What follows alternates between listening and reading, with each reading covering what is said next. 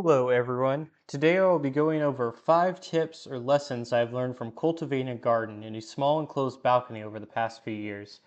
Each year, I've worked towards expanding my vision, and by experience, I've learned some tips unique to this setting.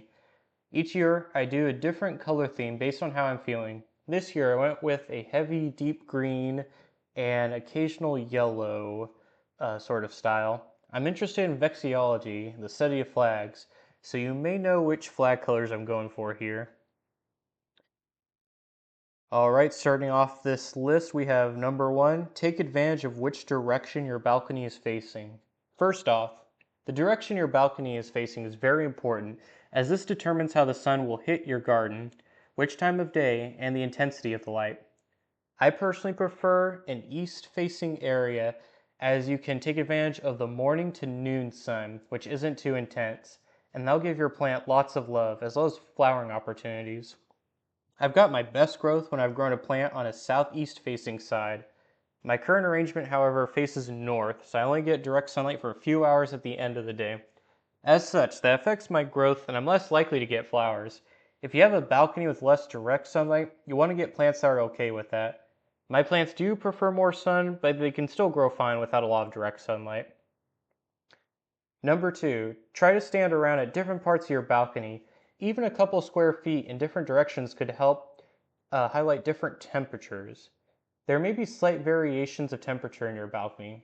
For example, in one of the corners of my balcony, it's slightly warmer as the evening sun reflects off my window and gives more warmth. Thus, plants positioned here tend to grow more. Be mindful of this and don't be afraid to switch plants around to take advantage of heat reflecting off a surface or to avoid sunburn if too much direct sun. Number 3, avoid overwatering. For apartments, you'll likely be forced to grow most of your stuff in pots. The greatest killer plants in my experience were diseases caused by overwatering, such as mold. Water evenly and watch your plant's progress.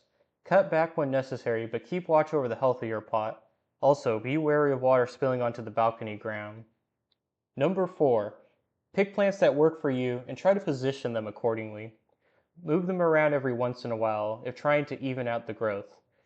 Depending on which side you face, which direction, you want to select plants accordingly.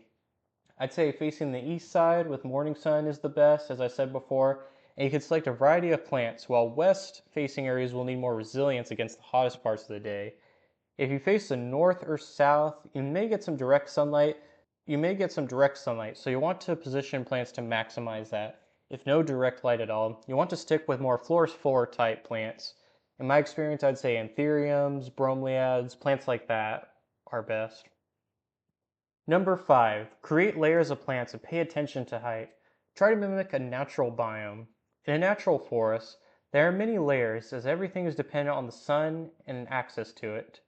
An idea is to reflect this in your garden. Make use of gaps in sunlight to place plants, using large plants with scattered leaves to shade areas from direct sunlight, or placing some plants higher that want more sunlight. Even with limited outdoor space in an apartment, one can still get a lot of mileage with a garden. Some things though, like where you're facing, the temperature, the features of your balcony, such as walls or barriers, will greatly affect the type of plants you can host, as well as their abilities to flower. Due to suboptimal conditions, I'd be wary about getting flowering plants for this purpose. I focus more on leafy plants myself. However, even if certain perennial flowers, I've noticed in the winter they'll lose the flowers and never grow them back, even if the plants themselves are still alive and growing fine. Please share your apartment gardening stories in the comments. Thank you for watching.